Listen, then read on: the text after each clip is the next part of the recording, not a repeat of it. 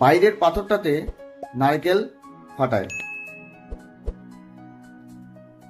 একদিন বাইরের পাথরটি জিজ্ঞাসা করলো ভেতরের মূর্তিটিকে, তুমি আর আমি এক জায়গায় পড়েছিলাম এবং তোমাকে আর আমাকে একসাথে বিক্রি করে ওই মালিটি, কিন্তু তোমাকে লোক পুজো দেয়, তোমার সামনে ভোগ লাগায়, আর আমার গায়ে আঘাত করে সবাই, কেন বলতে পারো?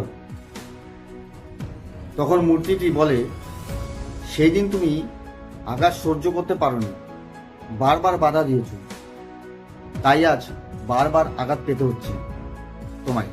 আর আমি কষ্ট করে ব্যথা সহ্য করেছি, তাই মূর্তি রূপ দিয়েছে মালিটি এবং আমার জীবন পরিবর্তন করে দিয়েছে উনি। কিছু পেতে হলে কিছু হারাতে হবে তোমায়।